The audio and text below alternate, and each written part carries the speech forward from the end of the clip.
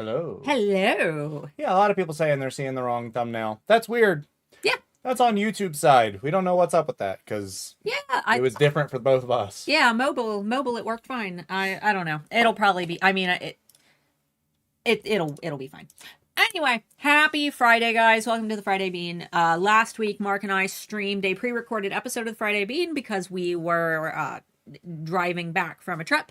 So we are actually here live, which means we can answer your questions live today. Whereas last week you were seeing us.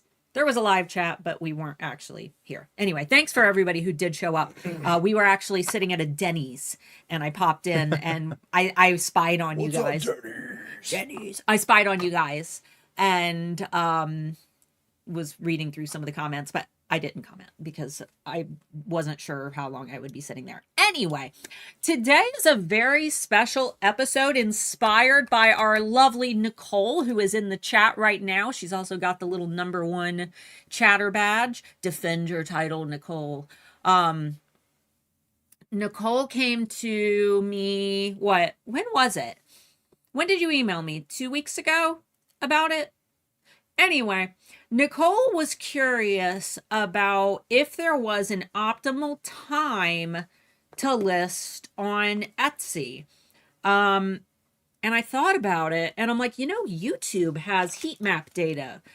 As a YouTuber, I can see when the best time for me to publish a video is. I'm like, I'm sure that it exists, right? I'm sure that it exists for Etsy. So, of course, I run to big man upstairs, Mr. Anthony Wolf, our CEO over at eRank, and I asked him, I said, hey, does this exist? Is this a thing? And he's like, I bet it is. So what you're going to be seeing today is the data. And Nicole actually got access to this like weeks ago whenever we originally corresponded. But I actually have one more graph for you this week, Nicole, because Anthony gave me, one for March as well. What you guys are going to be looking at today are heat map graphs showing not just because I thought it was traffic, and I believe, Nicole, when we were talking, I said traffic. I misunderstood. This is when people are buying. So we're going to be able today to see the exact days And times. that people are spending money on Etsy, which to my knowledge, nobody else has this. So before we get started, the first thing that I want to ask you guys, and I'll probably ask it later on in the stream as well, because there's only 84 here right now. The first thing that we want to know is we want to gauge some interest in this, because it's probably going to take a lot of work, but we're curious if this were to become like an eRank tool. After you guys see it today, like, don't tell me now, like, oh, that sounds great. Like, see it first. But we'd love to know if this is something that you guys would like to have with eRank. Because it's going to take a long time to, develop and actually roll it out. I'm not even promising that it's something that we're going to. Not to mention, we'll have to look at data from time to time too, because unless something drastic changes, this data probably won't change. That's true. I mean, other than like year over year, holiday times Q4 might change based on certain things, but like for the most part, it's probably not going to change much on a normal day-to-day basis. So we'll see. Nicole, you're welcome, everyone. You posed a great question. You did, and we had it. Yeah, thankfully. Anthony was able to find it. So everything that you see today is the data that Anthony provided us with. Before we get into that, I do have an announcement. Handmade Alpha Academy students, you guys, I already told you earlier this week about the loose plan. I'm going to go ahead and give the loose plan to everybody now, just knowing that it's probably going to take a few weeks for this plan to fully fledge out. But we know that things are hard right now. We know that finding positive spaces online is very hard right now. trying to just avoid the nastiness that's taking place online. Not that you guys shouldn't be like keeping up with the news and things, Right. but we also Definitely want to should. we also want to create a space where you guys can still focus on your businesses and stay positive and learn, because we're about to enter summer. Spring and summer on Etsy, historically slow. It's always slow, but this is a really good time to like spend. I always consider spring and summer to be like school time. You treat it almost like your kids are out of school. Now you're in school, and this is the time when you should be learning. And I've been saying this for we've been doing this for almost a decade now, and I've been saying the exact same thing. Treat summer and spring and summer like your learning time. And we want to create more opportunities for you guys to be able to learn and to create more content for you guys. So our loose plan is to have daily content other than Saturday and Sunday. We are trying to figure out a way to do an additional video each week that would be published on Monday. It would be a video that Mark and I record together after the Friday Bean, and it would just be like we're playing with like quick bites or something like that. Yeah. We're Talking head content. Yeah, just basically Mark and I sitting. It's not going to be like heavily edited, but just sharing some type of insight, something new, maybe a trend that is specific to an industry. Like, what do we see selling in jewelry, for example? And the next week it might be, what are we seeing selling in digital? If there's news or, financial report that we think is important. Basically, when it comes to recording content here on YouTube, it's always a balance of creating what I think is interesting and that you guys need to know, like what we're going to present today. This is some of the most valuable data I think we've ever presented. At the same time, it's not clickbaity. There's only 146 of you here. That tells me that, it's us nerdy folk who like this. The majority of people, they want all the clickbaity content that I usually reserve for Tuesdays, but there's more I want to publish. Like, I want to publish more, but I still got to keep my channel active by creating the clickbaity stuff. So Tuesday is going to be the heavily edited, my usual content that comes out every Tuesday. Monday, we're going to dive into the stuff that's less clickbaity, but that we think is valuable and that we want to share that we otherwise wouldn't be able to do so. So Monday, short video. Tuesday, normal upload. Wednesday, starting this upcoming Wednesday, you're going to start getting weekly content from us over on the eRank channel. The first video is going to be mine. It will be publishing this Wednesday at 1 p.m. Eastern. Week after that, it'll be a video from Pam that I edit. And we are going to basically be taking turns creating content related to how to use an eRank tool, or maybe a specific tip or strategy that Pam and I want to cover. That content, there's not going to be like music or crazy, fun animations like I do here on this channel. It's just going to be very professional, cut and dry, to the point content, but really actionable stuff. So make sure that if you haven't already, you go and subscribe there. What do you? Oh, Wednesday. So that's on the eRank channel. So just search eRank to subscribe. Thursday, in case you guys don't know, we stream every Thursday over on the eRank channel. So that's another piece of content that you guys get. So make sure that you're subscribed over there. We do a live Q&A session every Thursday at 3 p.m. Eastern. And then obviously Friday is the Friday Bean. So that's Monday through Friday content that you guys are going to be getting, split between this channel and the eRank channel, which Pam and I are like taking full charge of the eRank channel starting like now. And we are building the content for that channel. So really exciting. If you guys enjoy my content by itself, Pam's content by itself, definitely go subscribe over there. Someone said, all hail the nerdy people. Yes, we're the best. You want Warhammer? That's how you get Warhammer. Oh, no, not Warhammer. That's too nerdy. Let's stay away from that. No painting miniatures for me. Have you ever discussed what day of the week is ordered on the most? It's almost like we're about to talk about that. You haven't missed anything yet. We haven't even started our spiel. We just wanted to kind of go into our content for the future. Yeah, waiting for people to get online. It takes about 10 to 15 minutes for people to start working their way into stream. So the first 10 to 15 minutes is BS time. We actually used to have a dedicated 10-minute BS time when we first started this channel. So anyway. All right. But yes, Nicole, have you ever discussed what day of the week? That's literally what today's stream is. We about to. Okay, so go ahead and share. First of all, thank you to our sponsors. We are running out of room for trend trackers. It's about to be an end of the stream B-roll scroll because we're out of room here. I'll just make another slide if all else fails. But thank you to our trend trackers. As you guys know, I don't take paid sponsorships. You guys serve as our sponsors, and some of you guys pay a little bit each month to sponsor our content, so you don't have to deal with me selling you stuff that you don't want. I appreciate each and every one of you who has subscribed. Hopefully you guys are in there getting all the goodies that I have been posting for March. You guys have been so amazing, and just thank you. Thank you to everybody who has subscribed. It's very motivating. It is. Thank you. So if you guys are curious about that, the link to our Patreon is down below. We try to keep these tiers affordable, and you get some cool stuff with each of them, depending on how much you pay, between $5 and $25 a month. You guys can cancel anytime if you just want, one thing, that's fine.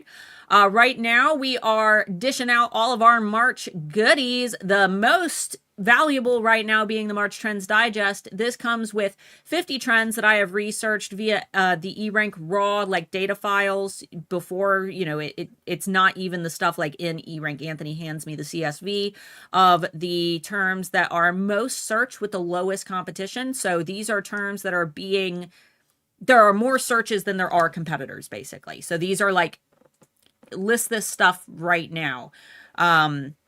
You guys also get Canva templates, opportunities to ask me questions. We do a shop critique roulette. You guys get some PDFs and checklists, lots of good stuff. So definitely check that out. I posted the link in case you don't want to go find it. Yep. It's good stuff. I'm late on my recipe this month. I apologize in advance. It has been a nuts last couple of weeks. Yeah. I had to fully detail the carpet in the basement 4 times. I'm not going to get into the story, but I have been busy out the wazoo. Yeah, they know the basement flooded. We talked about it. And we are in the basement. This space flooded. So anyway, mark your calendars, guys. I'm not going to say anymore, but April 10th is our 300th episode of the Friday Bean. It's going to be a lot of fun. We're doing crazy stuff. I'll have more details on that later, but just make sure that you mark your calendars from that and keep it saved. Because we're gonna have us a little shindig on April 10th. And lastly, our Discord. I haven't been in there this week, so hopefully y'all are behaving. Yeah, I literally haven't had the time. But Discord, last I checked, it was popping. So make sure you join that. Link is down below in the video description.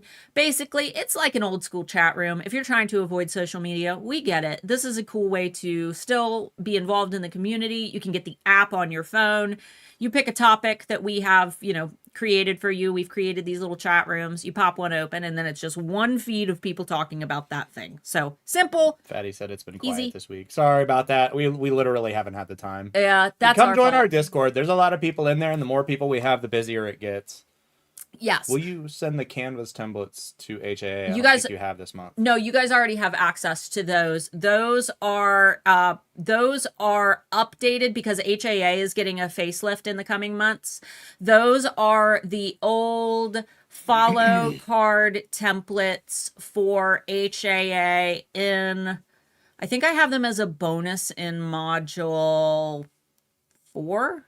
Or in the resource guide. I can send them via email, but they're already in there. So that should be something that you guys already have. I'm going to be completely redoing those for the HAA upcoming updates. We are just in the middle of a lot of stuff, but you guys do have access to those. Okay.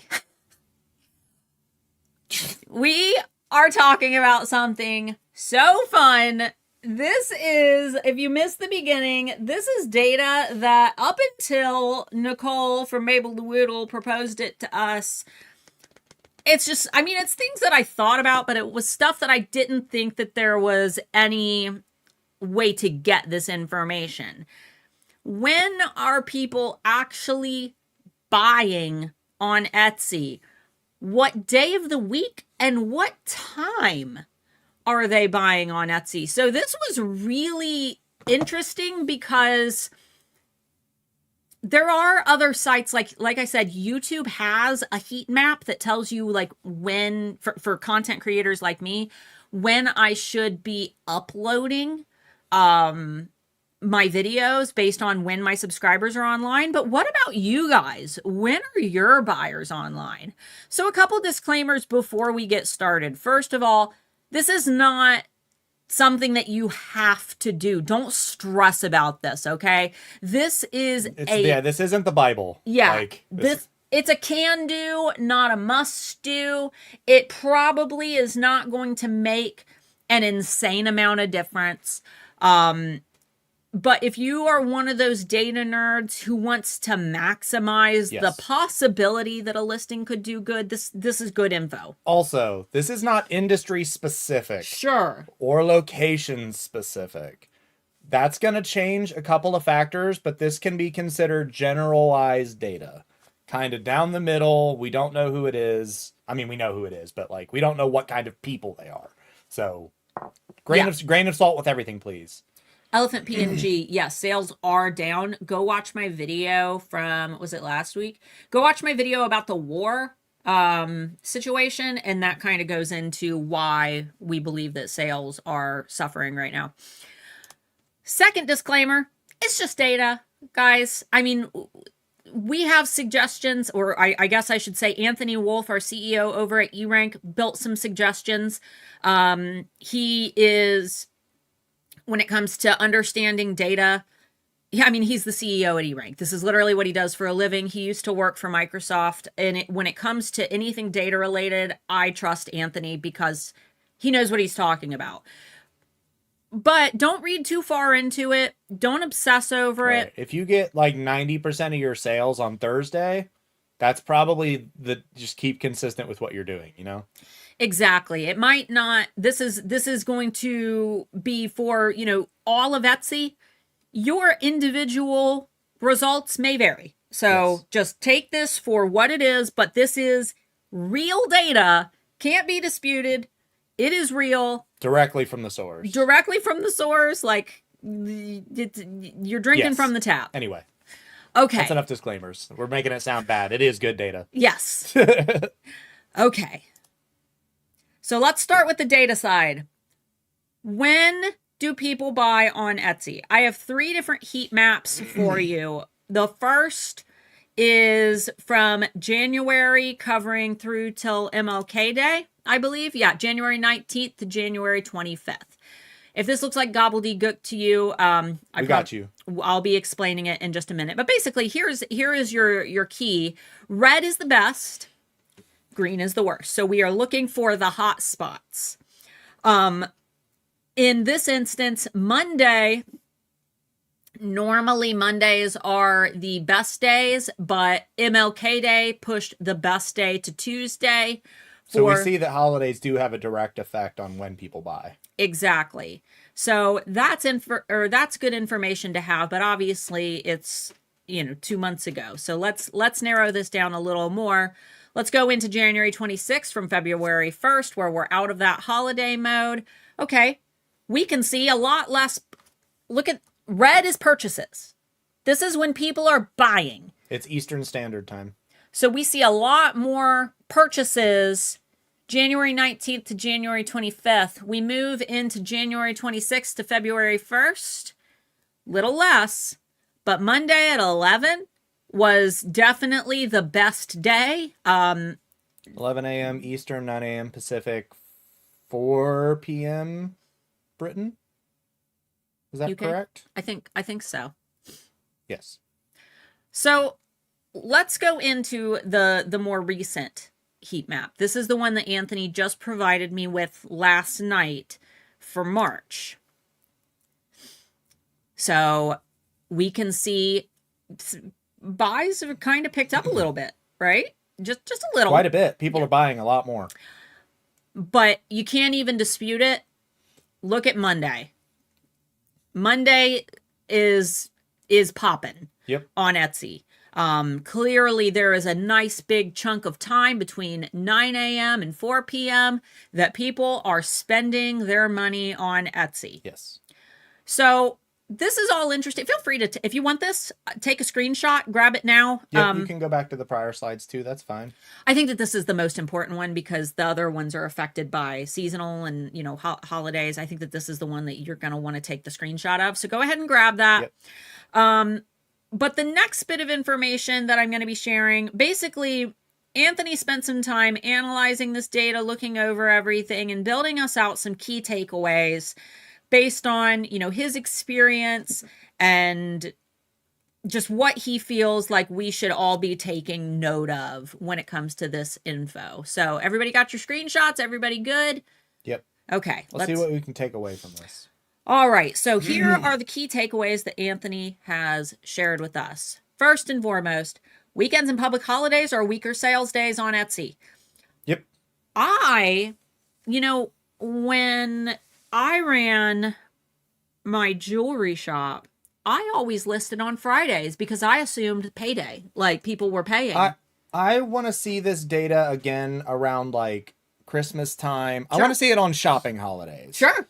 Like Veterans Day and holidays where people are doing discounts, because I have a feeling that this particular advice completely flip-flops on shopping holidays. Mm-hmm. Obviously around like days like Christmas, New Year's, any major holidays, Thanksgiving, like those are probably going to be slower sales times. Easter will probably be slow. Slow. Then again, a lot of companies do like spring sales and stuff on Easter. So again, I would like to see the data for that. But as a general rule of thumb, non-shopping holidays will be slower. We can at least extrapolate that.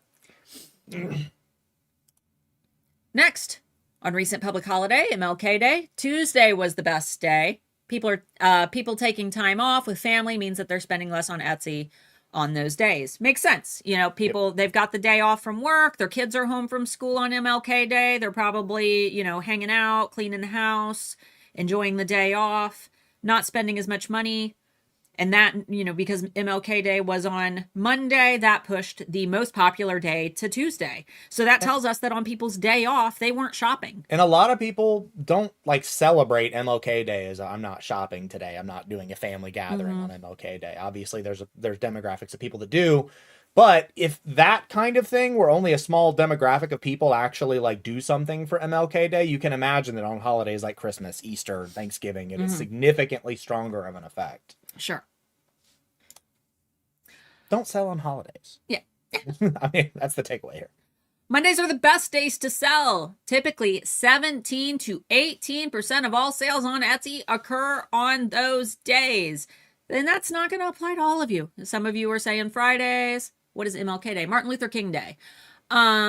Some of you said, let's see, Friday is your biggest day. Friday, my customers seem to be big Saturday shoppers. Again, like I said, this is just good info to have for the majority because, there's going to be differences here. Like if you're the kind of person that sells to people who are mostly in like the Social Security age, they get their checks on Saturday.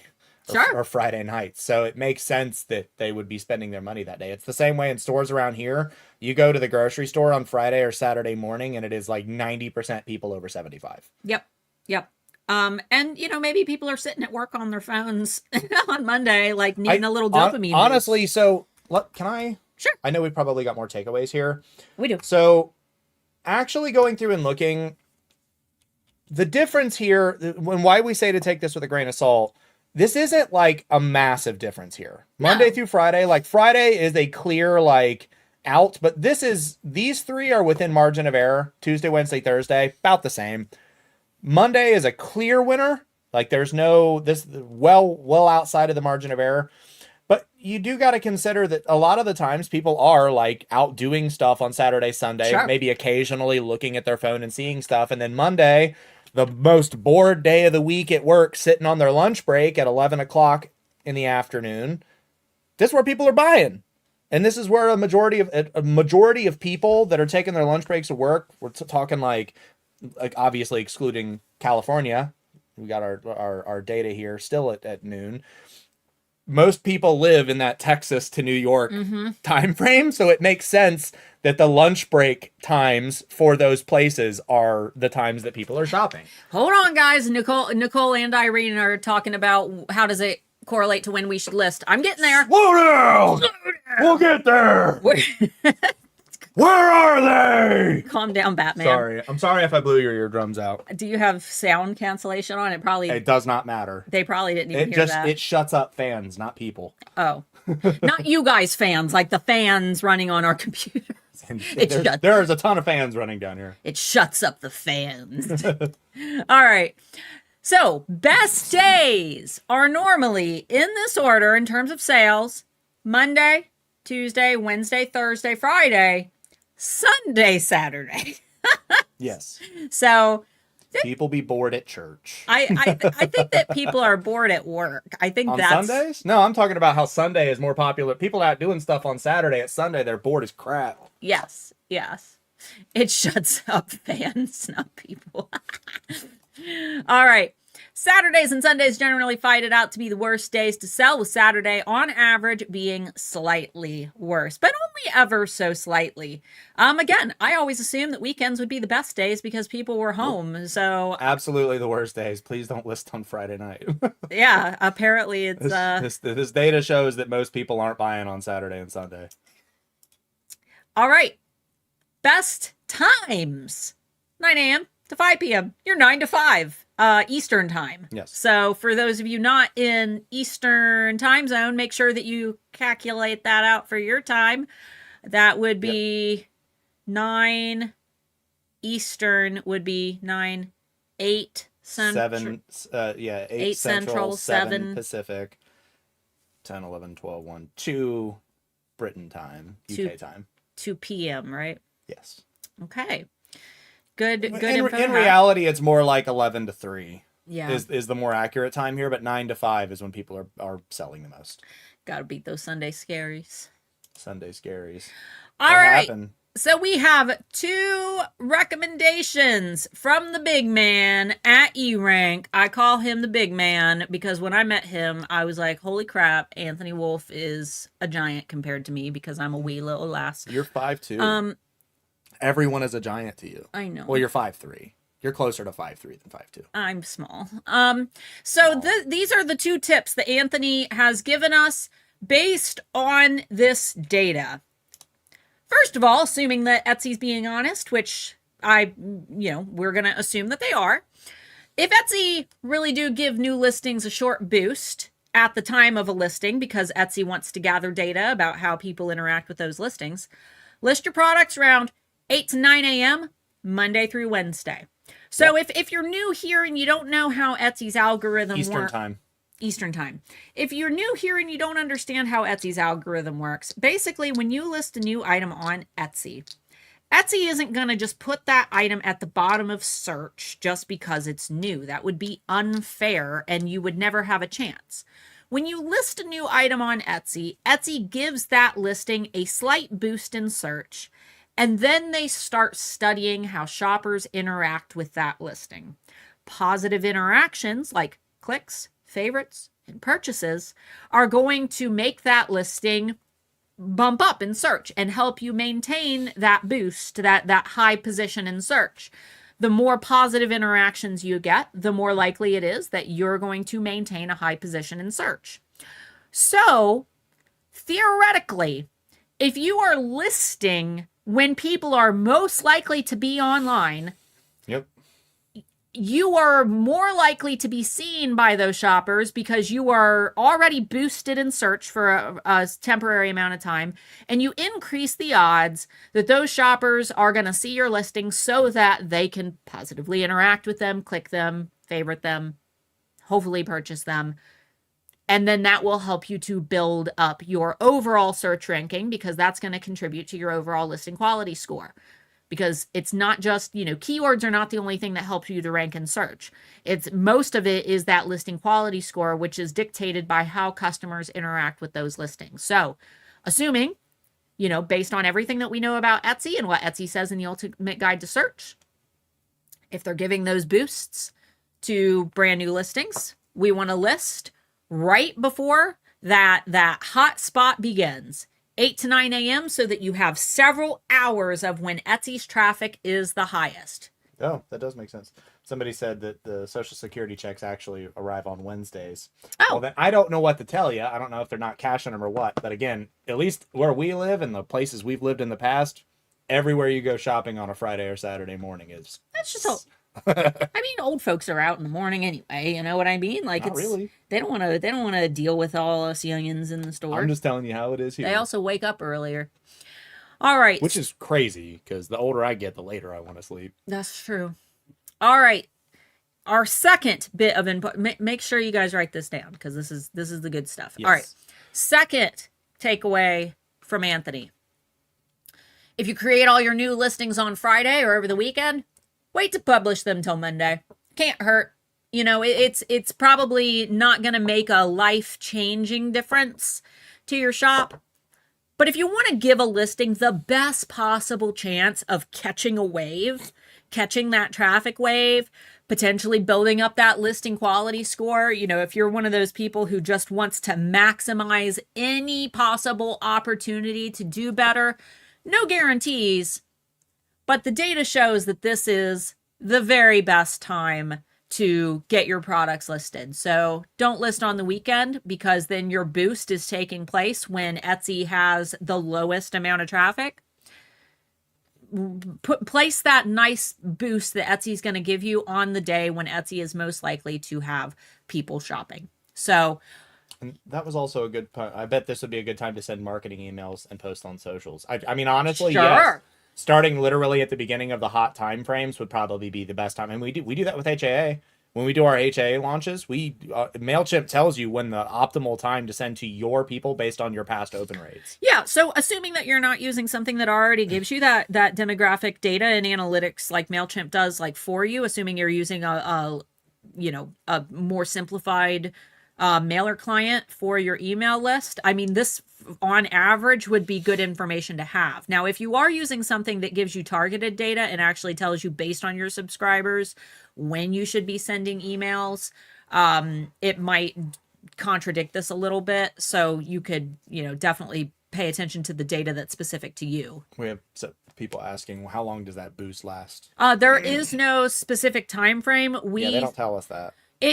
Etsy used to say an average of 60 to 90 days, but we tell you guys an average of 60 to 90 days because it's a good amount of time to study your numbers. It's what Etsy used to say. That boost, though, is dependent on how much data Etsy is able to collect in that time frame. That data is going to entirely depend on how that listing performs in that amount of time. So it's not a set, right. It's not a set boosted number. It's more about how well that listing performs in, a short boosted window based on how customers interact. Because let's say that you list during these peak times and your listing immediately gets a ton of interactions. Your boost might be less because you've already built the momentum to maintain your spot in search. It's almost like you're defending. Etsy's giving you a little position and you are a dog defending its bed. You know what I mean? Like you have been given a spot and you don't want to be pushed out. You're defending your little place. And if you get a lot of positive interactions, you can even climb a little higher and move your bed a little higher, but you have to actively defend that spot. What you got? So smart, but what would you say to post it on Sunday night, let's say 11 p.m., that way the boost is going to happen? The thing is, we know that new listings get a boost, but we don't know the criteria that applies to that 100%. Test it. I mean, that's all we can really say is to test it. I can't give you a scientifically accurate yes or no answer to that question. I wish I could, but I can't. Right, because we don't know if the boost is stronger like in the hours because I know that on YouTube, like you publish a video and you've got like 30 minutes to an hour to get that video viewed to maintain your boost from YouTube. And so it could be within the hour. It could be a 24-hour window. We don't know if there is strength in the boost, if maybe you're boosted higher for a specific amount of hours. We just don't know. It's not information that Etsy shares with us. All Etsy tells us is that we get a temporary boost in search so that they can gauge customer interactions. And they used to say an average of 60 to 90 days. I'm assuming that people looked way too far into that 60 to 90 day window and saw it, if people start perceiving that as a rule rather than as an average, that complicates things. But I mean, you can always test. You can always experiment with it. We're just presenting what we know to be true. Okay, anyway. Etsy will close your shops without warning. Yeah, if you're doing something wrong. Etsy will close your shops without notice or warning, which is sad. What were you selling? I've got so much content on this. That's not... We're happy to discuss things like this on... yeah, it happens from time to time, but 99% of the time through actual investigation that we conducted with several hundred people, it's usually you doing something wrong. More often than not, you've done something wrong. Might be something small that shouldn't have been punished, but most of the time you did something wrong. But we've got content that covers that. Go comment on those videos. We're talking about something else. Why are you here? Right. We're talking about something else. Shoot. Okay. Why would Etsy close your shop if they let you bulk upload? Why would they close your shop? No, just quit getting ahead. Oh, I'm so confused. Yeah, because you got ahead. Oh, okay. Do you think recreating... Are we done with slides? Yeah. Okay. Yeah. Unless you guys need to see the heat maps again. You guys good? Everybody good? We'll bring them back up if need be. Okay. Let us know if you guys need them again. To the questions. Sure. Feel free to get some questions in, guys. 239 of you here. Yeah, they can be about the topic on hand, or they can be about whatever you want. We're here to answer your questions. Do you think recreating a dead listing during these times could help? I was looking today, and I have some with no recent activity or sales for a while. What I would do, so I wouldn't delete the old version if it has past sales, because that's still positive history. I would do you mean like making a copy, or do you mean just paying the 20 cents to renew it? There are a couple things that I would do if I were you. So if I had a listing that performed well in the past, but now it's not, I would first try changing a thumbnail. And I know that that sounds crazy, but sometimes changing a thumbnail, like just swapping it, maybe go into your photos and see if like your second or third photo, could do the job, and just swap those around and give it like 2 weeks. I would definitely track it in the change tracker tool over at eRank, just to kind of keep an eye on how those changes affected the views, favorites, and sales. I would start with the thumbnail. And if that doesn't do anything, because you don't want to get rid of all that positive history that the listing once had, you want to try to, Etsy will maintain that history. What you want to do is bring that listing back into the spotlight. So I would start there. And if that doesn't work, I would take a look at the listing, make sure that there's nothing that is unclear that could be causing that confusion. But then I would make like one slight SEO change, just tiny. Do a little overview of all the keywords for that listing. Try to keep your broad match terms in mind as well. That way, if there's a weird combo of those words that you might have been ranking for in the past, that you're not disturbing anything that's actually like performing well. This would be even more useful if you had like Google Analytics hooked up so you could see what keywords had brought that listing sales in the past. But then make like one little change to your SEO. Just, do a little overview, see if there's a better keyword that you could be using. Again, watch it for like 2 weeks in your change tracker tool to see if that helped. Now, what I will say is that when you make those SEO, if you make the change to your SEO or you make the change to your thumbnail, this is the only time that I recommend doing this. Please do not take these words out of context, anybody, because there was an old strategy long, long ago where people would go in the back end of their shop and they would renew all their listings.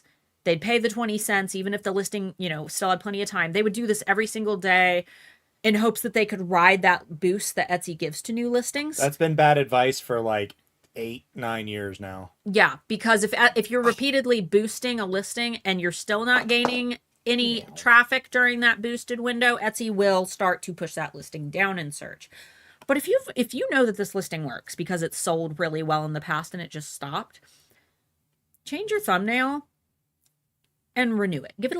Renew it to see if, you're giving it the best possible chance, and maybe renew it on that Monday, like, based on this data, maybe hit that renew button on Monday and see if that fresh thumbnail paired with the renewal, paired with a high traffic time period, has a positive effect.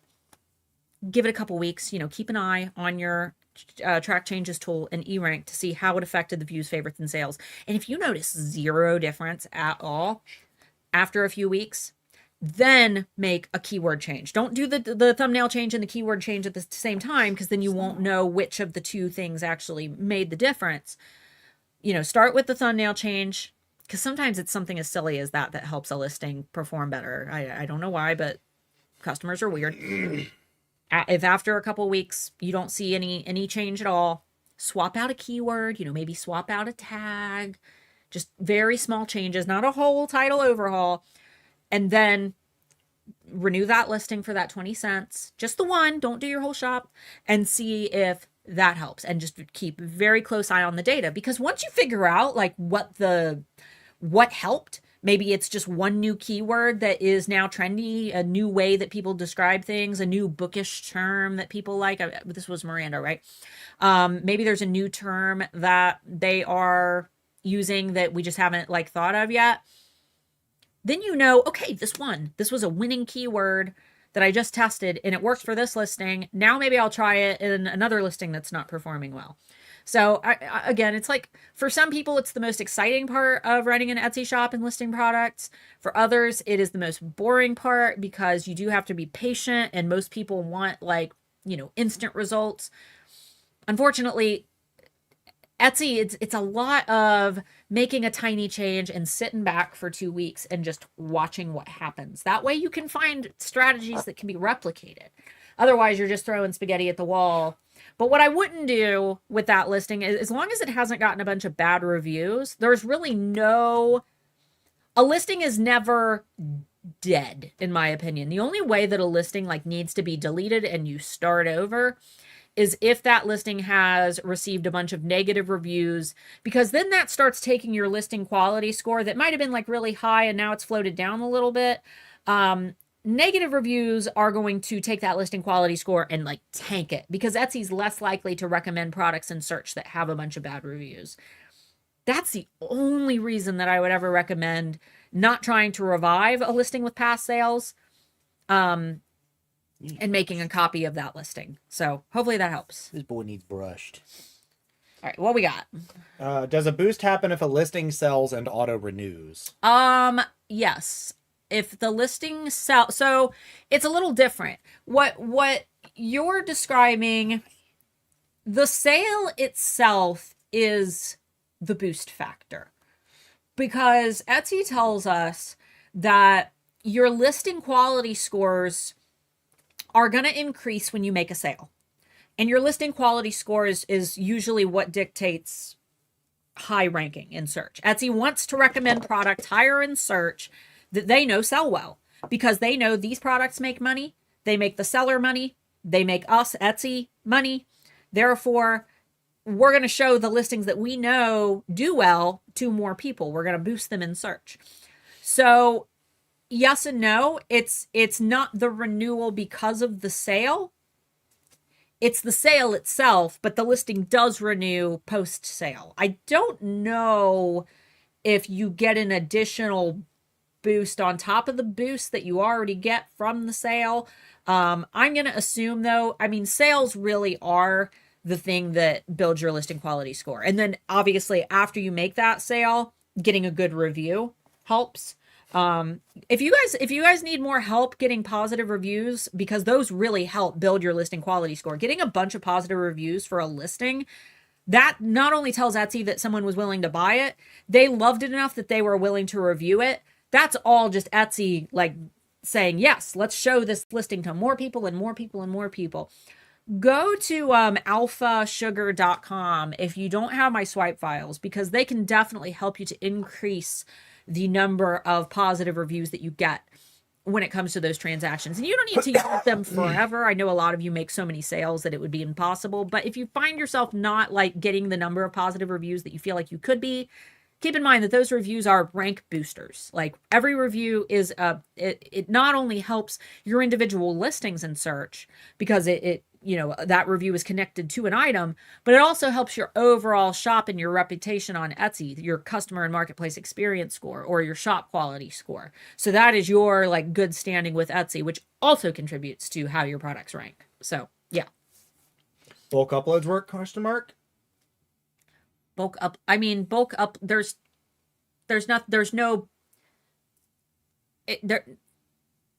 Sure, I'm bulk up. There's no benefit to a bulk upload. There's no downside to a bulk upload. But there's no benefit. There's no benefit. I mean, the benefit of a bulk upload is that they're listed now.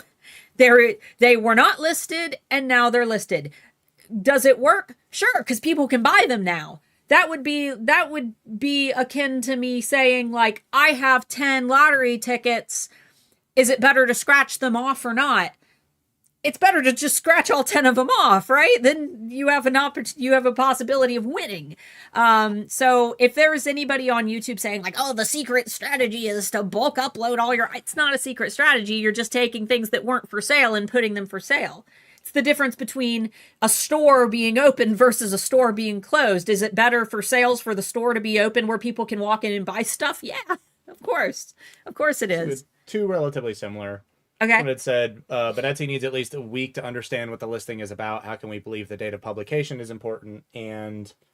But doesn't it take roughly 30 days for Etsy's SEO to figure out who to put your listing in front of? If it's boosted in the new listing, there's a higher chance of Etsy showing it to the wrong people? Question mark. Okay, so We're talking about two separate things. Okay, so you guys are taking you're misinterpreting what Etsy says. Okay, so the first one, Etsy needs at least a week to understand what the listing is about. No, it doesn't. Etsy, you're literally telling it. Where did you get the number a week? That's not, there's nothing that says that Etsy needs a week.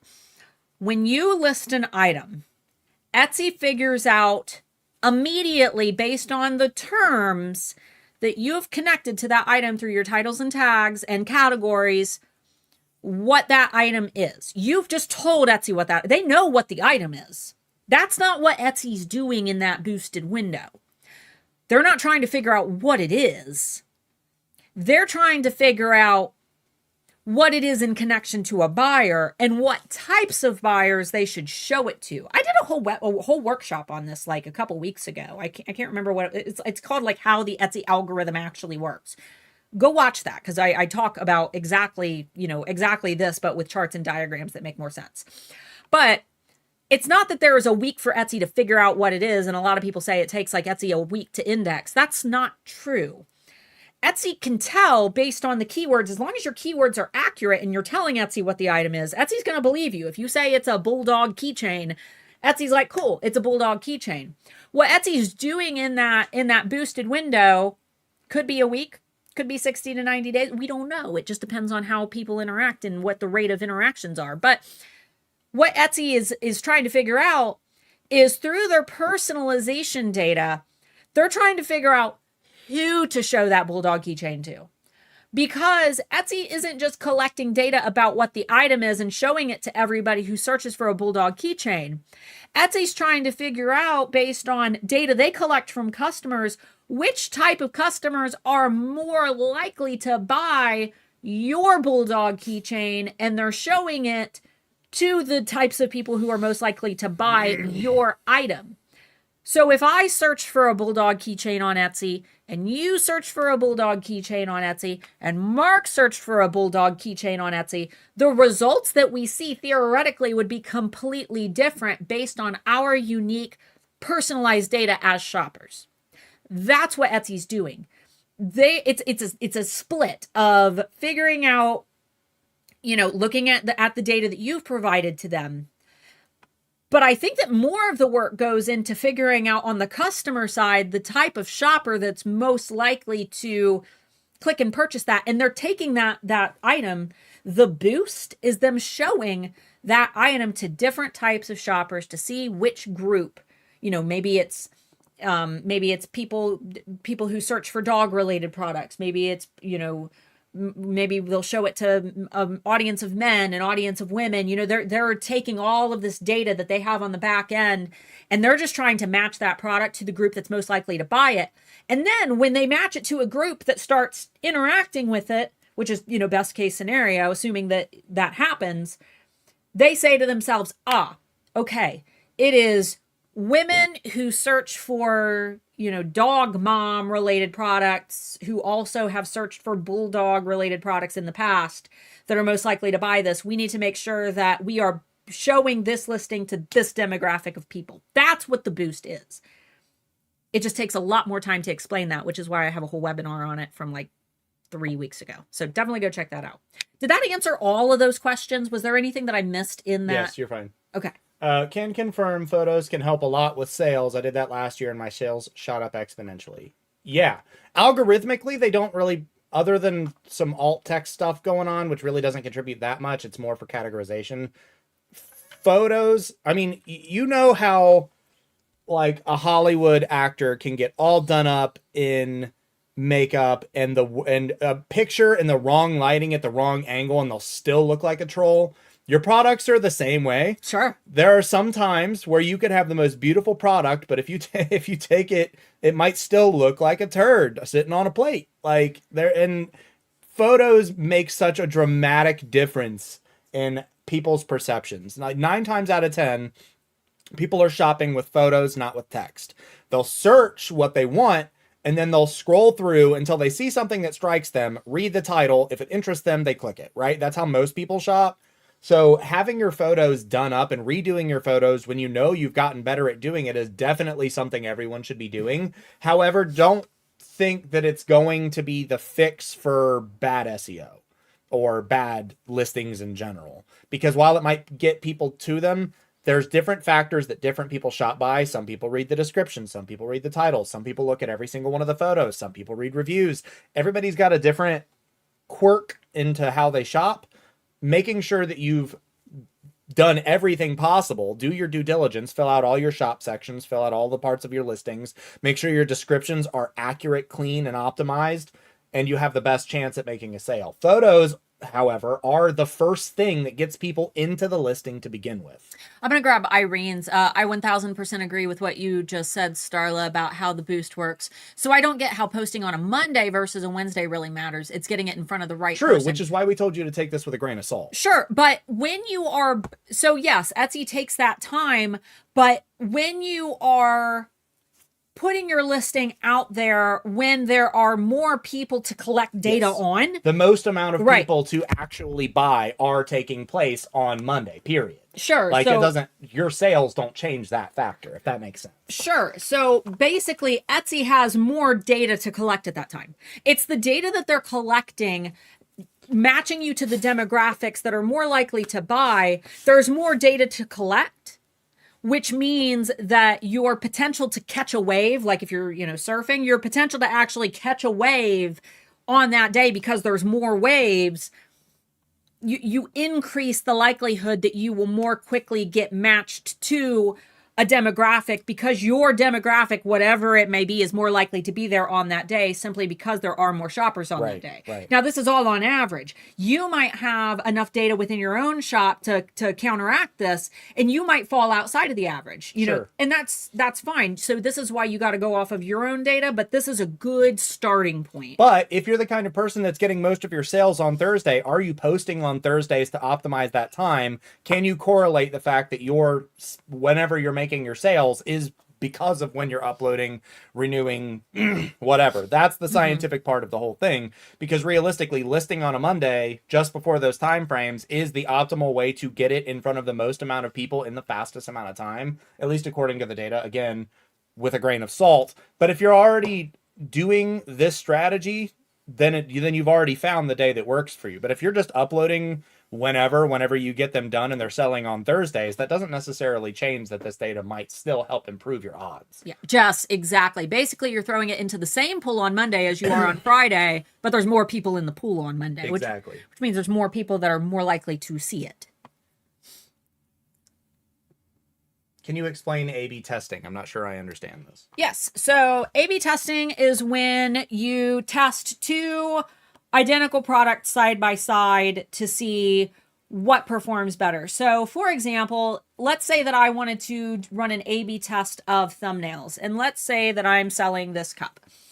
In one photo of the cup, I might list this exact same cup twice which you can do on Etsy as long as it's in the same shop. You can't have the same item in multiple shops, but you can have them in one shop. So let's say that I want to know what style of thumbnails will work best for my shop. I'm going to run an A/B test. In one of my A/B tests, my photo is me holding the cup. And it's like a lifestyle shop. Maybe it's like me drinking out of the cup. That's one photo. So that'll be my thumbnail for one of my listings.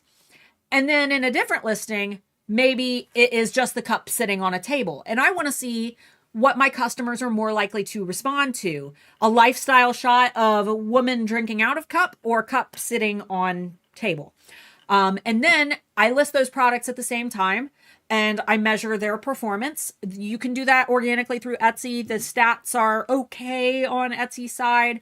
I'm a big fan of our change tracker over at eRank. You can go in and track the changes of those two listings to see, you know, the difference between the views, favorites, and sales of those side by side. If you're, you know, if you really want to crunch the numbers, that's all an A/B split test is. You can do thumbnails. You could do the identical thumbnail. Maybe it's me drinking a cup out of the cup in both thumbnails, but I have different keywords. Maybe one of my titles is black glitter tumbler and my other title is black glitter water bottle with straw. And I want to see which one will perform better. So I run the test. I let them both sit in my shop for like, you know, a month, we'll say, if that's my test period. I see which combo of keywords worked for that listing or which thumbnail. And then from there, I know what works. I'll delete the listing that didn't perform as well. And I have a solid strategy. Now maybe I know that most people prefer the picture of me drinking out of the cup. So in the future, if I'm listing a shop full of cups, all of my cups, I'm going to try to do photos of someone drinking out of a cup versus the cup sitting on the table. That's all an A/B split test is. You're just comparing things side by side to see which works better. And then you get rid of the one that didn't work and you build a strategy around what does work. And these A/B tests can be about niches, right? To find who would buy it. Theoretically, yeah. You can A/B split test anything. Yeah. I mean, get scientific with it. Yeah. You can. I see no problem with that. There's a lot of stuff that kind of falls in between niches. You might find that combining the two works. You might find that narrowing down to one works. Find what works for you. Running a business is all about being as scientific as you can be and keeping yourself just behind that trail of insanity. Etsy has an option to see what keywords bring sales if you run ads where the keywords bring sales. Yeah, and it's good data. It is, however, that's sale stuff data. That's ad data, not strictly non-ad data. Well, yeah. So there's a little bit of a twist over, but yes. Sure. It's good information to have. Obviously, you're going to get more if you also have Google Analytics hooked up. Yep. I will have an announcement for you guys. God, what's the date for it? Is anybody from eRank in the chat? Is Debbie here? Anybody here? We're running a webinar, or Anthony Wolf is going to be running a webinar over at eRank for Google Analytics in April. So I'll make sure to get you guys a link for that. But if anybody's here, remind me of what the time and date is. We talked about it yesterday during the eRank live stream, and I completely forgot what day it was. Is there a way to download expired listings? Not sure I'm ready to delete them yet. Download expired listings. They just stay in your expired listings. If they're let them run out, like don't turn on automatic renewal, just let them run out and they'll just stay in your expired backend. Then you can reactivate them or copy them, you know, at any time.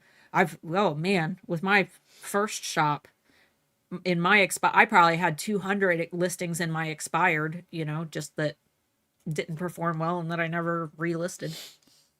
Somebody had reported, or anyway, if according to what we just heard, we get a boost for 30 plus days, potentially. Average. So what does 1 day or 1 hour matter? You can't sell what isn't listed. The fire burns hottest when it's first lit, right?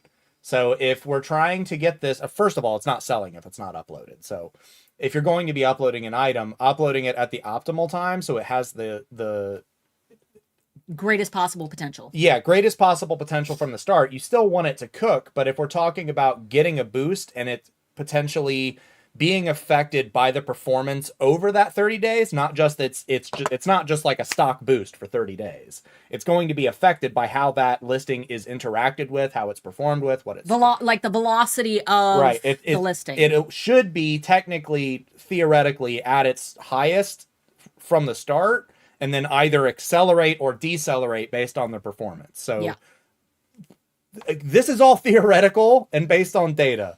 This isn't like we said, take this with a grain of salt. This is things we're attempting to correlate based on data that we have, that we know is factual. Right. It doesn't necessarily mean that it's the best case scenario for you, but most people aren't picking a specific time and day. It's not a social media platform. You don't have to be consistent on the exact time and date that you're uploading listings. Most people are just uploading them as they get them done, or setting a date in the future. It's not like I upload every Sunday at 1 o'clock, and most people aren't selling like that.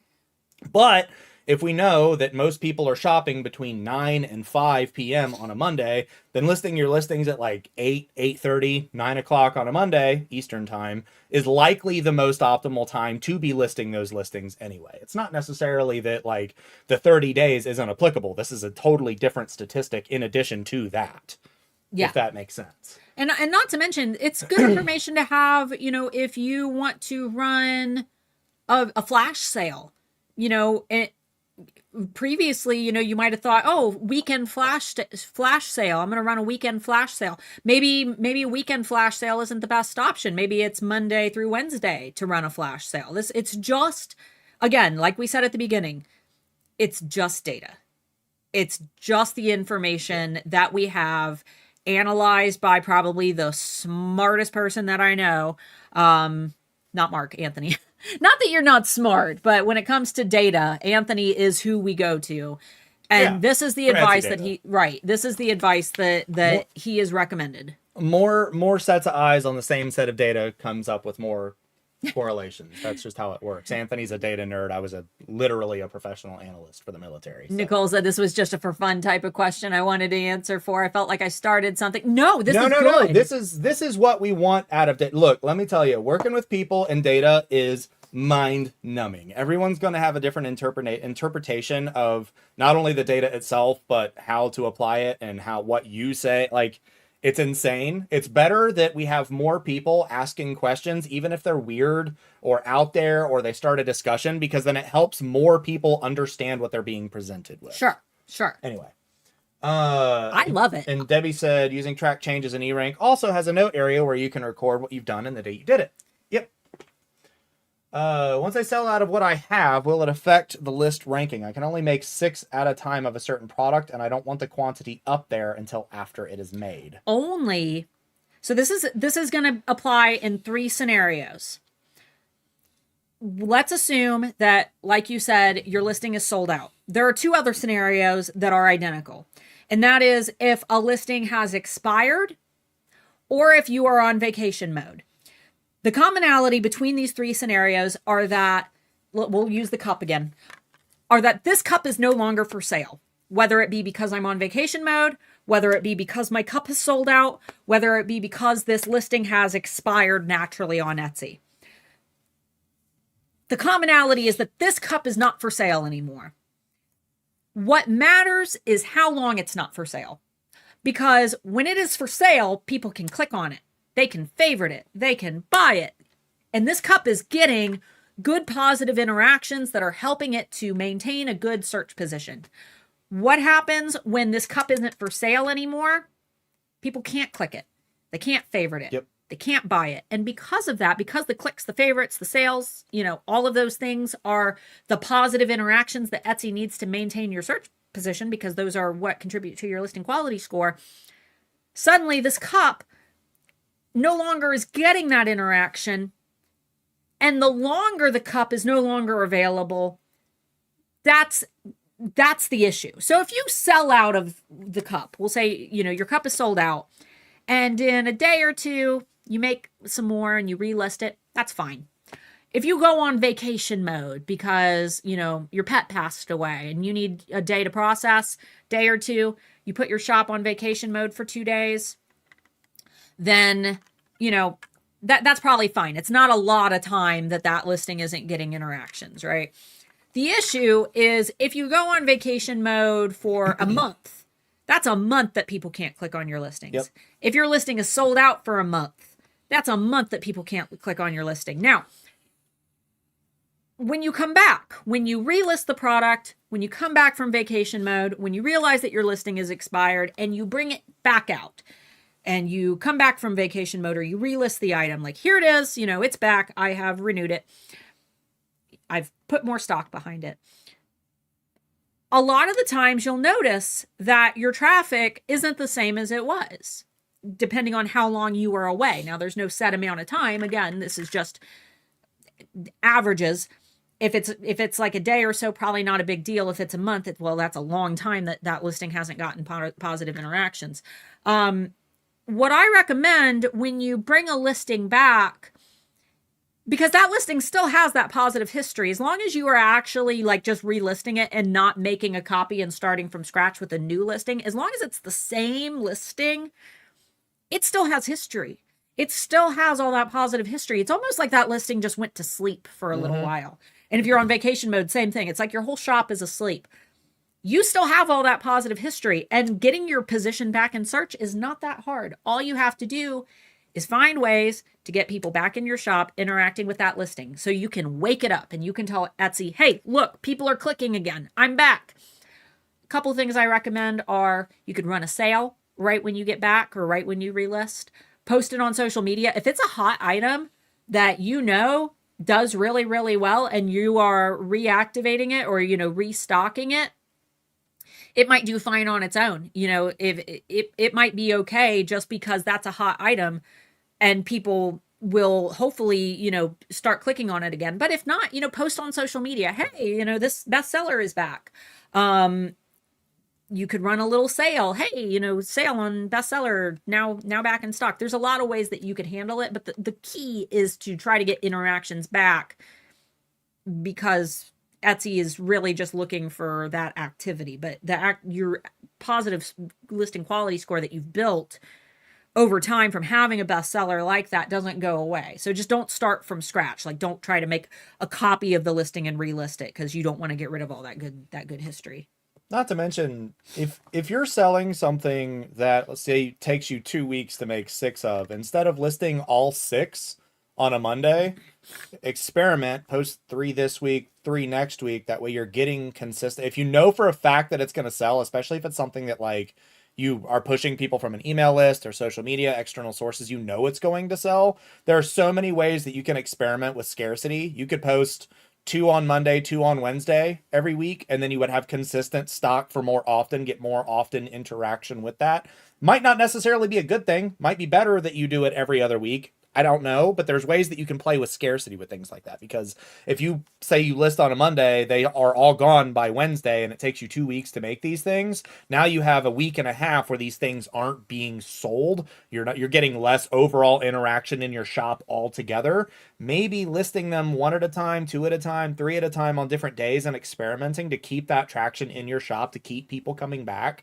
I mean, that's even a way to get people to buy other listings. If they're all just buying this thing on a Monday, they're not coming and buying anything else. But if they're coming on every Monday and Wednesday, then they're coming every Monday and Wednesday. More people on more days buying more things.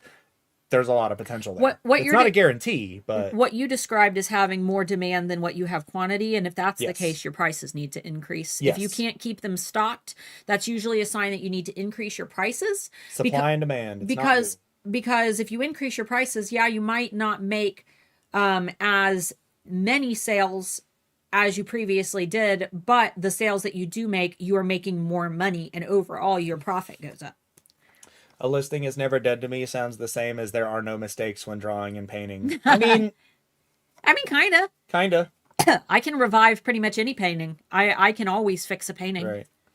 The difference is if the bad reviews on the listing are kind of like you shot it with a flamethrower after you painted it. Yeah, in that case, it's time to repaint. You could probably revive it, but in that case, it's probably just better to restart, because the time it'll take to revive a listing that got tanked with bad reviews is not worth your time. It would be better to start with a fresh one. My bestseller got a 3-star review and sales totally hated. Halted. I let it sit for a bit to see what happened. Once it sold again and I got a positive review, it pinged right back up again. Good. Yep. Good. Negative reviews are the number one thing that'll kill your stuff, which is why doing things like giving refunds when you don't think that you should, reshipping out things if you don't. I mean, obviously there are some limitations to these things, but like the customer is mostly right most of the time. Sometimes they're not. Sometimes they're right or not right, but like you have to weigh the risk reward here. If you have a relatively cheap item, a sticker shows up, maybe it got wet in postage, whatever, cost you $4 to send it out.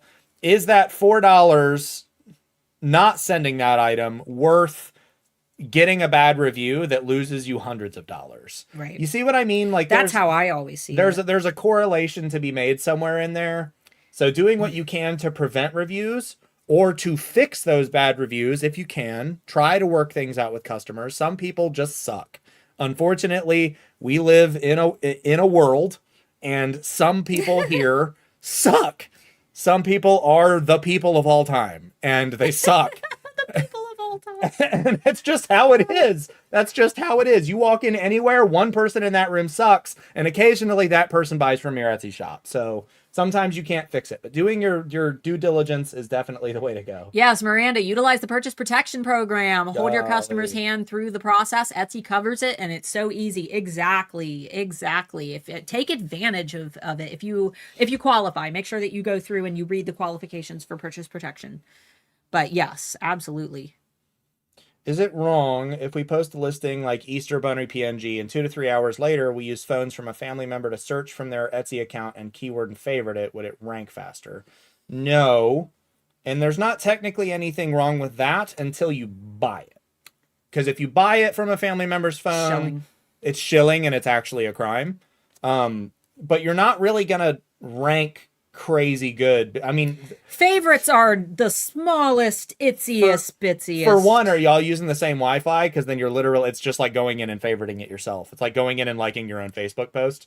It's not really going to do anything for you. Yeah. So favorites are the smallest metric there. And one favorite, I mean, if you had like 20 family members who all did it, it might help a especially if you got like a phone farm and you're spoofing like 50 different locations on phones, maybe, but like we're getting into extremes here. It's really not going to benefit you. Yeah, it's like the time that it would take to actually achieve it.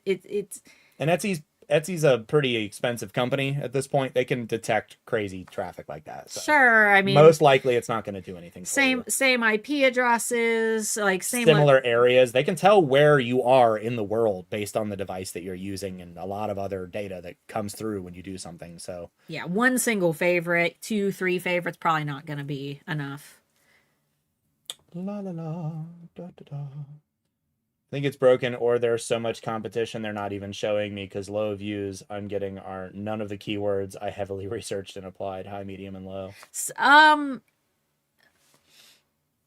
none of the keywords I've researched. Yeah. Are you talking about your ads for the keyword ad data? That's sometimes Etsy shows us for some weird stuff. That's why I really do prefer the data that we get back from Google Analytics, just because I trust Google more than Etsy, believe it or not, in terms of data. They give us so much more. It's just such a pain in the butt to hook up. I'll have some details about a webinar that Anthony's going to be holding. Somebody answered the Pinterest one. Okay.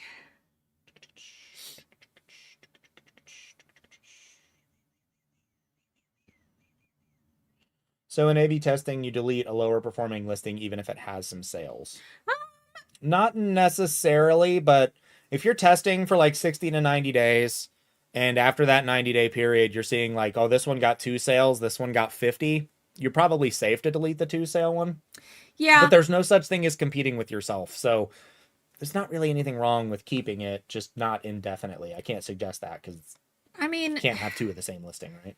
Yeah, and if they both like have some crazy accelerated performance where both of them like are neck and neck, I mean, you could technically leave them both up. I would try to, I would try to pick one. That's just me. I don't want customers to get to my storefront and be confused. Like, wow, they have like 4 of the same thing. Right. Like, as a shopper, my thought is, what's the difference? And if I can't figure out what the difference is, then I might not buy because I'm confused on which one I'm supposed to buy. There have been a few times where I've gone to a shop where I'm like, every other item is the exact same item, and they're like side by side in the listing order. And I'm like, okay, well, I can see exactly what you're doing. Not a big deal. Yeah. It's not really a negative thing, but to an average person, they're going to be like, they're trying to double up their listings to get sales. I wonder what's wrong with them. You know what I mean? Yeah, I would. Don't overdo it. Yeah, it's matter of preference, but in terms of keeping your storefront cleanly, I wouldn't. I mean, unless both of them like perform astronomically well, like he said, if one has 2 sales and one has 50 sales, like just delete the one with the 2 sales. It's not that big a deal. I've heard that having a minimum of 25 to 30 listings increases your shop visibility. I guess by increasing rank. Is that true? No. I sell one of a kind items, so 1 listing's equal one. So no. For one, there's no such thing as competing with yourself. I always like to bring that first and foremost, because that's always like, oh, well, you don't want too many listings. That's not real. However, I mean, really the principle is if it's not listed, it's not selling. Having 25 to 30 listings, I mean, there's no magic number. There's no magic number. If you have 20 listings that are performing, or you have 10 listings that don't, obviously the 20 listings that are performing is going to be better than the 10 that don't. It's not a numbers game. I mean, there's probably a point of diminishing return when it comes to listings, depending on the industry entirely, because you can only throw so many, throw so many fishing hooks into a lake before everybody's trying to catch the same thing. But it's not competing with yourself. There's no real benefit to having a certain amount of listings. Yeah, there's no. I'm trying to say. I'm going brain dead. There's no. Etsy isn't sitting there saying, "Oh, you finally have 25 listings. Now we're going to increase your visibility." It's not like that. It's not that. It's a probability thing. Like Mark said, if you've got 2 shops and one has 1 fishing line out in the water, and then you have another shop and they've got 20 fishing lines out of the in the water, who's more likely to catch a fish? Right. Probably the one with 20, because they have 20 different highways leading to their store. They have 20 different lottery tickets that, one of them could be a winner. They have 20 different opportunities to win. Now, where people go wrong, because there's a lot of Etsy YouTubers out there that are like, list more items. You need to be listing 10 a day. There is no magic number. BS. Theoretically, having more listings is better. However, again, like he said, point of diminishing return. You also don't need to have a certain number. You don't need to have. There's no special number that you need to reach. A lot of YouTubers say you need to have a minimum of 100. You need to list this many a day. None of that is true. I have seen shops that do phenomenally well with 1 listing that does very well and sells every day. I've seen some shops that do well with 10 listings that sell frequently. I have seen shops that have a gazillion listings that, they sell well, but not everything is selling. Look, you're not going to get the bread until you stick the dough in the oven, right? So you need to make sure that the dough is ready to go, right? Let it rise. Make sure your pictures are good. Make sure your SEO are good. Your keywords, make sure your descriptions are good. As soon as you're done, get cooking. Throw it in the oven. Let the bread come through. That is what you need to do. If you have stuff ready to go, list it when you're ready to list it. If you want to follow these strategies and try to list on Monday and see if this data correlates to you, that's cool. But you're not selling things if you're not listing them. Right. There's one thing to strategize. There's another thing to just hold on to listings and try to do things. Now, if you're the kind of person that does releases, we did releases with her Etsy shop. Product launches where we would do celebrations and we started them out, pretty frequently, but got to a point where due to size, quarterly ended up becoming the thing. It just depends on where you're at, what industry you're in, how many listings you're making, how long it takes you to make products, how much stock you have. There are so many things involved in this that you kind of got to do what works best for you. But yeah. Variables. Lots of variables. So it's best to list all new listings on one day rather than consistently throughout the week. No. There's no best choice strategy here. Based on the data that we had here, Monday was the best day to post your stuff. That's just when there's more shoppers buying. That's just when there's more shoppers buying things. That doesn't necessarily mean that's the best. That's what the data says.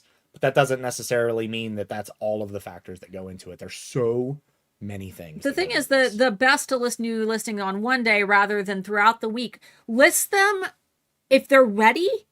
Don't just keep them. If you're sitting down on Monday to list items, don't just keep 7 items so that you have one thing to list every day. Because there is no special strategy to listing something every day. If it's not listed, it can't sell. And if you're trying to pick the best possible day to list because you don't have back end, like maybe you don't have enough data within your own shop to know what day is best for you, what we've presented today on average is that Monday's the best day. If you don't know where to start, list on Monday. Is it worse to have listings with 0 interactions, but they are active? 0 interactions, but they're active. What do you mean? I mean, it's better to have a listing active than to not have it active because it can't sell or gather data if it's not active, right? 0 interactions, but oh, you mean having a listing that's just sitting in your shop but not like selling? It's not getting any interactions. There's no negative. It's not weighing your shop down at all. It doesn't. You don't need to go in if you've got listings that just like won't sell. You don't have to go deactivate them. They're not like weighing your shop down if that's what you're asking.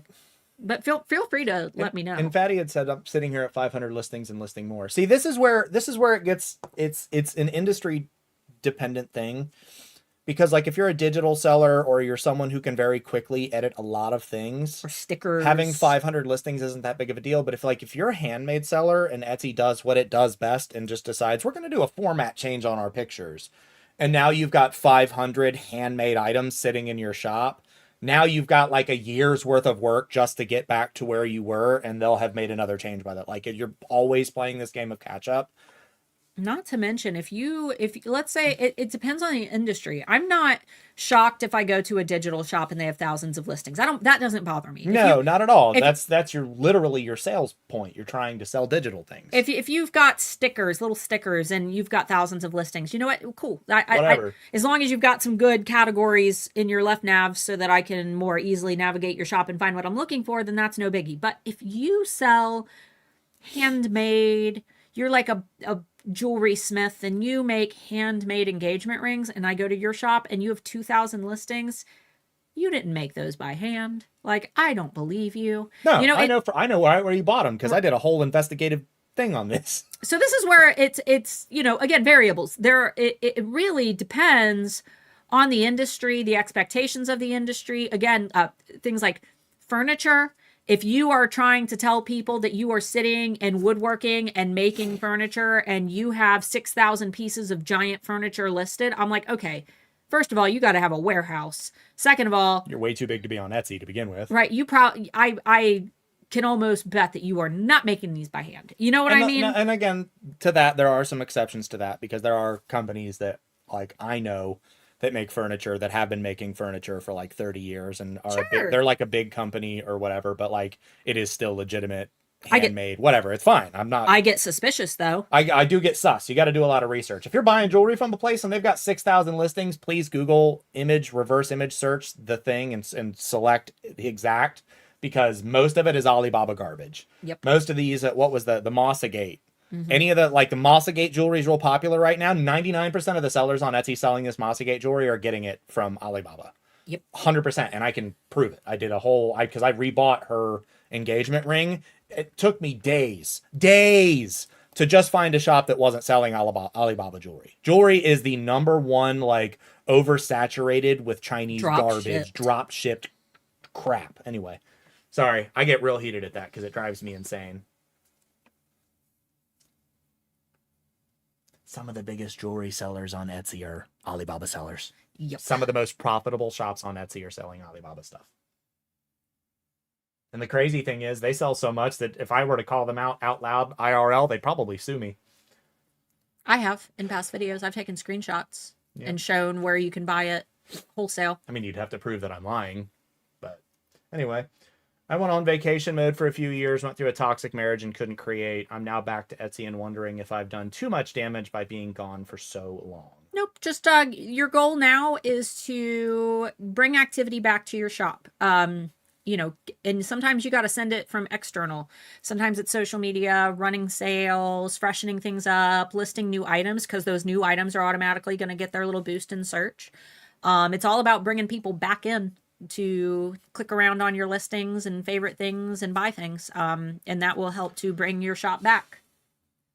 If you do get sued, since you're in Ohio, you have to dress in an American flag suit. If you are not following the absolutely savage destruction that Afro Man is causing right now, you are hashtag lemon pound cake. I'm not even gonna lie, I love it. I've been following his case since they raided his house. Like, since the day. I love it. I love how petty he is, and I love how he won so hard. Good old Afro Man. Woo. What do you recommend if items aren't showing up in search unless you type the exact title? So this, from what I've heard, this is a rare case, but I believe that it is an indexing issue on Etsy's part. It's a bug. I would reach out to Etsy support and let them know. Now keep in mind that that's not how you find your listings. It's very unlikely that you're going to, because Etsy knows that you're not the ideal target customer. Remember, if you're trying to find your listings in search to assess what your search ranking is, Etsy is not very likely to show you your own listings in search, because they know that you as a shopper are not buying your own items, so they're less likely to show those to you. So that's not a good way to assess your search ranking. I would first and foremost be sure to check the eRank rank checker, because that comes directly from Etsy's API before the layer of personalization is applied. And that will help you to see where your listing on average is showing up for specific keywords, the page and position before personalization. Just keeping in mind that anything that you are seeing typing into your own Etsy search bar, doesn't matter if you're logged out, doesn't matter if you're using a VPN, doesn't matter if you're using an incognito window, none of those things are stripping a layer of personalization. You can only get that directly from Etsy's API, which is where our rank checker at eRank comes in. So I would make sure that what you are seeing is actually the problem that you think it is. Because it could just be that Etsy knows that you're not going to buy your own stuff, so they're trying to show you stuff that they think that you want to buy. You could always have a bunch of people try searching different combinations of your keywords. That's always an option. But I would start with the eRank rank checker tool to see, But I have heard of people saying that their products are just completely de-indexed, and it being a bug. Most of the time, I think it's just a misunderstanding of how the Etsy search bar works, though. So just make sure that you are not reading the messages in your alphabet soup. He's just talking about Afro Man. Just let him. Guys, if you aren't following the Afro Man debacle, if you know who that is, you definitely need to go look it up. I believe is that you, Wes? Said I made my presence known. I'll see you guys in 3 months. That was Wes. Sounds like Wes. We miss you, buddy. Yes, it's Wes.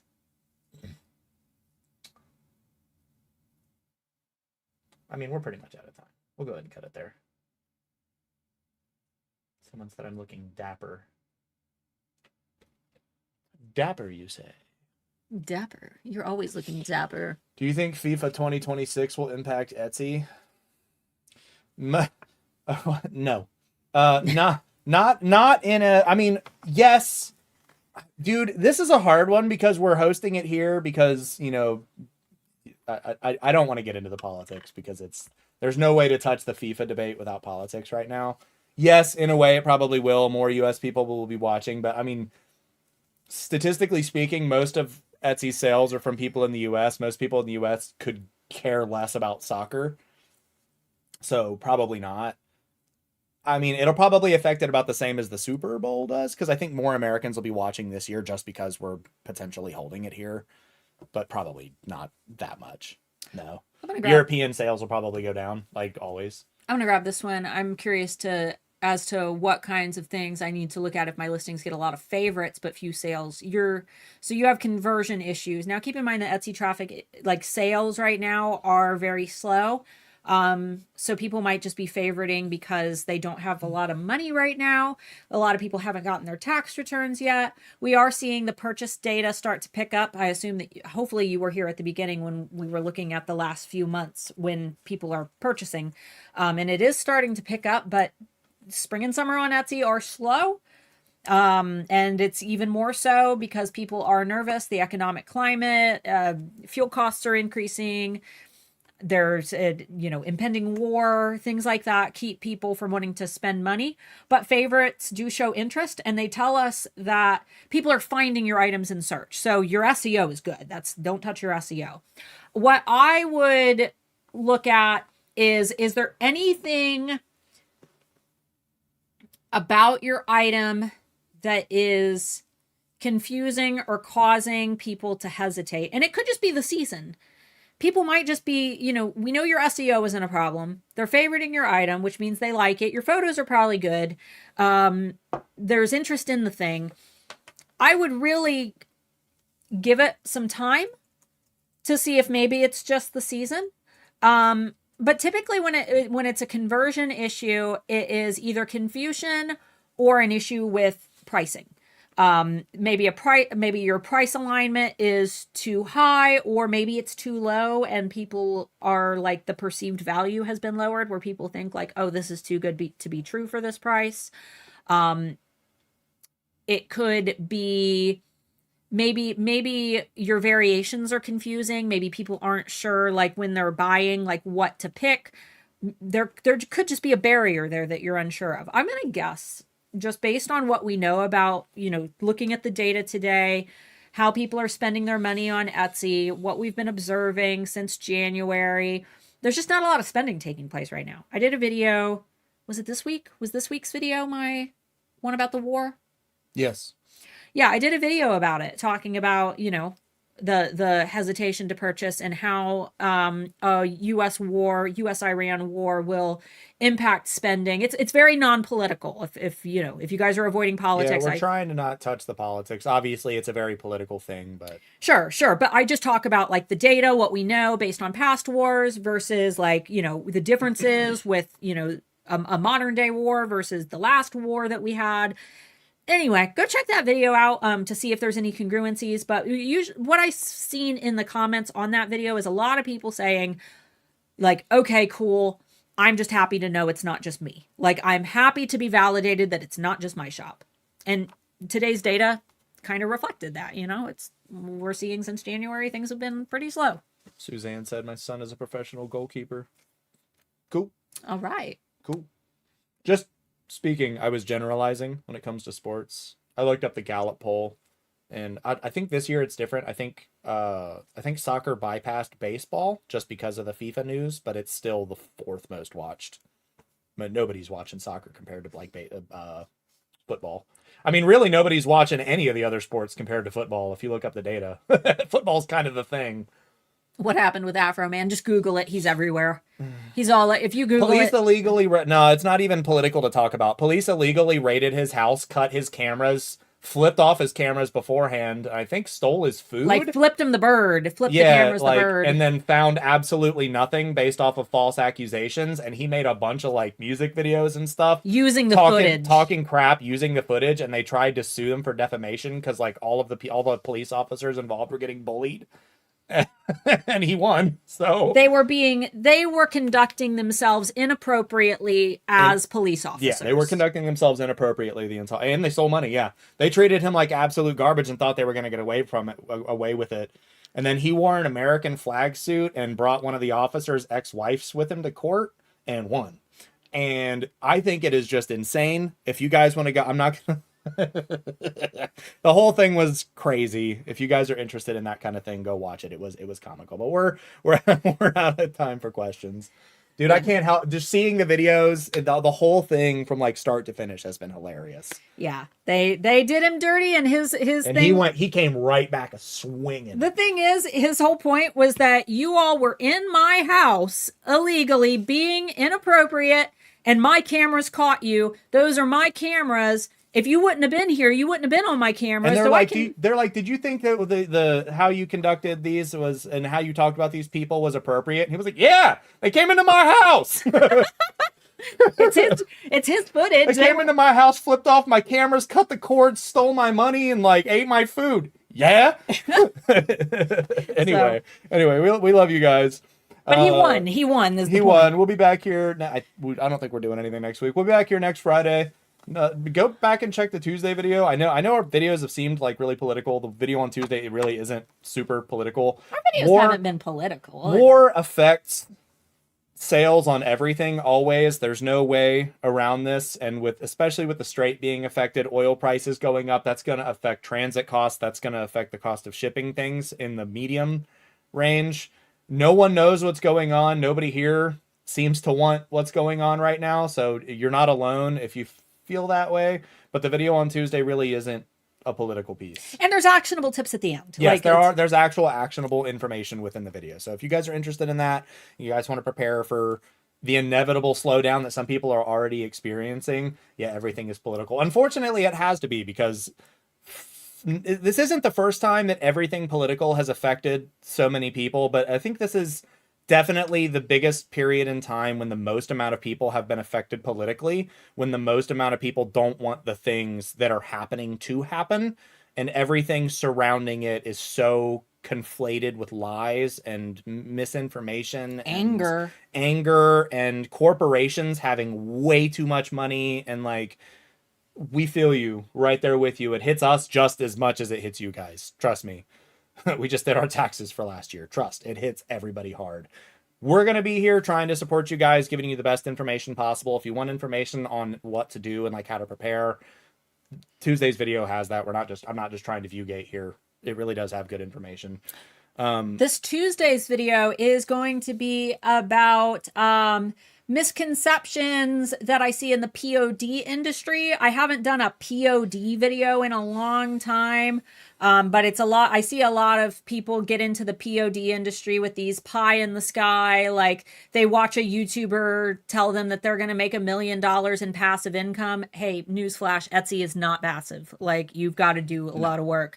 So I'm going to try to bust some of those myths. I've done videos like this in the past, but they're a little outdated, and I added some new points just as my, I'm a POD seller, and it's my, new experiences that I've gained. So if you're into POD, if you sell POD, if you're interested in POD, if you just want to support me, check that out. There is a link to my Patreon down below. I released my March Trends Digest. There are 50 trends with more monthly searches last month than what there are competitors currently listed. So there's more demand than what there are products. Lots of great opportunities there. And there's 3 price tiers for my Patreon, but you can get that one for the $5 tier. So definitely worth running in and grabbing it. That's like hours of research. $5 is like, it's like you're tipping me, basically, for the amount of time that it takes me to analyze that data. Debbie said staycations, I think, will be a thing this summer. I disagree, though. Really? Yeah, because I've been doing a lot of research on Airbnb. Looking for our summer vacation, looking for Airbnbs in like the medium to low expense range. They're already for the summer booked out, which is crazy. I know a lot of people book their stuff with tax returns, but like, people aren't afraid to spend them. So I'm not sure how that's going to be. I really don't know in the long term, because I know most people think this whole conflict, again, I'm going to try to not stay political here. A lot of people think this conflict is going to be short term because that's what they're being told. That's probably not what's going to happen. Middle East conflicts are never short term. They're always long term, and they always will be. You worked Iran, didn't you? No. No, you weren't Iran? No, we weren't. No, they posed no credible threat to the United States. Who did you say you... I didn't. Okay. We just had a conversation, like... Anyway. So people at the current time, I don't think are that... obviously their sales are going down, but there's no... It doesn't appear to be having a midterm effect on how people are spending money, at least on their vacations. And this is just anecdotal based on what I've seen on Vrbo, Airbnb, and stuff like that. Everything's booked out, other than things than like the really high price range, which is really weird because that's where like the people with money spend their stuff. Most of the expensive stuff is still available, but most of the like mid to low tier hotels, Airbnbs, resorts, stuff like that, they're all pretty much booked out up until like July, August already. So we'll see. I don't know what we're going to do. But anyway, I love you guys. We'll see you guys next week. Peace. See ya. Bye-bye.